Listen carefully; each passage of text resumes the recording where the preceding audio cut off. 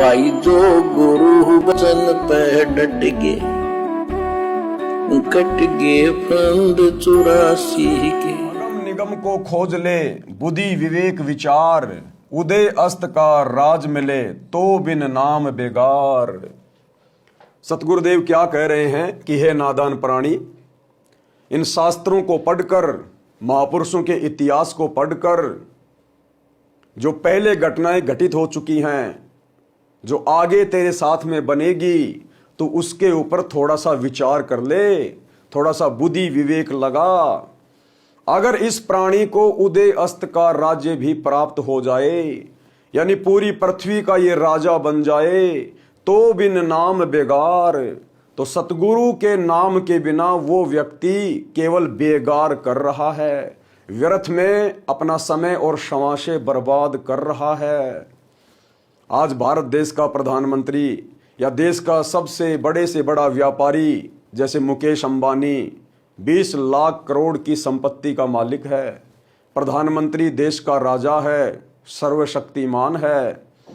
यदि इन दो व्यक्तियों ने सतगुरु से उपदेश लेकर शत भक्ति नहीं की, और सतगुरु केवल धरती पर एक ही है, सतगुरु रामपाल जी, अगर इन जैसे व्यक्तियों ने जो अपने आप को सुखी मान रहे हैं, यदि सतगुरु से उपदेश लेकर शत भक्ति नहीं की, तो अंत में ये आत्माएं हाथ मलती हुई जाएंगी। ये वर्तमान में जो भी कुछ कर रहे हैं केवल बेगार कर रहे हैं, बेगार। आप और हमें लगता है कि ये तो बहुत कुछ प्राप्त कर रहे हैं, बड़ी संपत्ति का मालिक है, देश विदेश में कारोबार है, बड़े बड़े मंत्री प्रधानमंत्रियों से इनके संपर्क हैं, जानकारी हैं। लेकिन अंत समय में जब इनकी मृत्यु होगी, क्योंकि अमर तो कोई रहेगा नहीं, जाना तो सबको पड़ेगा, मंत्री को भी प्रधानमंत्री को भी, लेकिन अंत समय में बिना सतगुरु की सतभक्ति के ये आत्माएं खाली हाथ जाएंगी परमात्मा के दरबार में, धर्मराज के दरबार में नंगे होके खड़े होंगे। और परमात्मा पूछेगा क्या कमा के लाया, तेरे को मनुष्य जन्म दिया था। फिर वहां इनके पल्ले कुछ नहीं होगा सिवाय नीची गर्दन करके खड़े होने के। क्योंकि यहां तो हमें ये बहुत पैसे वाले दिखाई दे रहे हैं, बहुत ज्यादा सुख प्राप्त दिखाई दे रहे हैं, लेकिन सतगुरु की शत भक्ति के बिना इनके पास में कुछ भी नहीं रहेगा। ये यहाँ की जान पहचान, यारी दोस्ती, फैक्ट्रियां, रिश्तेदारियां, धन दौलत, परिवार, ये सब यही रह जाएंगे। दो मुट्ठी राख बन जाएगा ये शरीर अंत में। और फिर ये प्राणी पछताएगा जब यम के दूत इसकी पिटाई करते हुए लेकर जाएंगे। जो शत भक्ति नहीं करता उस प्रधानमंत्री को भी यम के दूत नंगा करके लठों से मारते हुए लेकर जाते हैं। जो शत भक्ति नहीं करता उस 20 लाख करोड़ के मालिक को भी यम के दूत नंगा करके लठों से पीटते हुए लेकर जाते हैं। हम यहाँ उनकी 12वीं मनाते हैं, 13वीं मनाते हैं, उनके नाम के जश्न मनाते हैं, उनकी बड़ी बड़ी मूर्तियां बनाते हैं, और वो कहीं 84 लाख योनियों में धर्मराज के द्वारा डाल दिए जाते हैं। वे महापुरुष तो गधे कुत्ते सुअर पशु पक्षी बनकर घूम रहे हैं, और यहाँ उनकी मूर्तियों की पूजा की जाती है, उनके गले में माला डाली जाती है, उनकी जयंतियां मनाई जाती है। तो इस काल ने हम जीवों को बिना सतभक्ति के और बिना सृष्टि रचना की जानकारी के इस प्रकार से उल्लू बना रखा है, उल्लू। तो बेगार क्या है, गुरुदेव ने बहुत ही अच्छे शब्दों में बताया है। अगम निगम को खोज ले बुद्धि विवेक विचार, उदय अस्त का राज मिले तो बिना नाम बेगार। भावार्थ, पुराने समय में पुलिस थानों में जीप कार आदि गाड़ियां नहीं होती थी। जब पुलिस वालों को कहीं रेड यानी छापा मारना होता तो किसी प्राइवेट 3 व्हीलर या 4 व्हीलर वाले को जबरदस्ती पकड़ लेते और उसके व्हीकल 3 व्हीलर या 4 व्हीलर में बैठकर जहां जाना होता ले जाते। ड्राइवर भी 3 व्हीलर वाला होता था तथा पेट्रोल डीजल भी वही अपनी जेब से डलवाता था। उस दिन की दिहाड़ी भी नहीं कर पाता था। पुलिस वाले उसको सारा दिन इधर उधर घुमाते रहते थे। आम व्यक्ति तो ये विचार करता था कि ये 3 व्हीलर वाला आज तो बहुत ज्यादा कमाई करेगा, सारा दिन चला है, परंतु उसका मन ही जानता था उस दिन उसके साथ क्या बीती होती थी।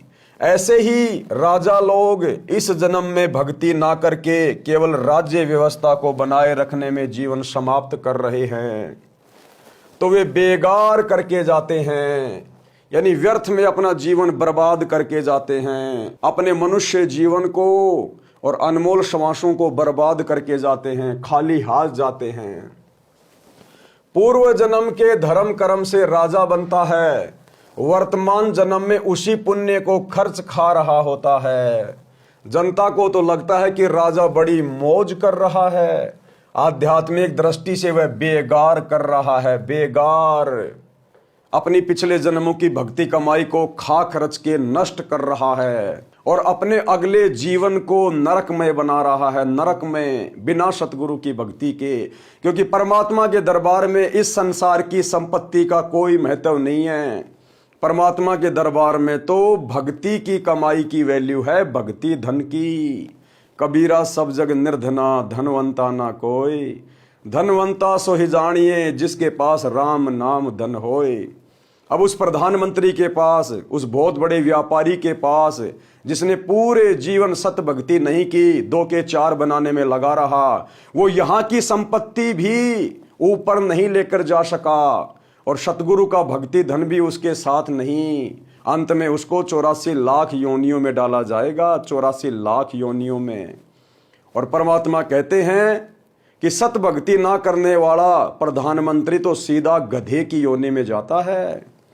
कबीर परमेश्वर कहते हैं, एक हरि की भक्ति बिन राजा गधा हो, माटी लदे कुम्हार की घास न डाले को। भक्ति कमाई नहीं कर रहा है। यदि व्यक्ति पूर्ण गुरु से दीक्षा लेकर भक्ति नहीं करता है तो उसको चाहे उदय अस्त का यानी पूरी पृथ्वी का राज्य भी मिल जाए तो भी वह 3 व्हीलर वाले की तरह व्यर्थ ही मारो मार यानी गहमा गहमी कर रहा है। उसे कुछ लाभ नहीं होना। इसलिए राजा हो या प्रजा, धनी हो या निर्धन, सबको नए सिरे से भक्ति करनी चाहिए। उसी से उनका भविष्य उज्जवल होगा।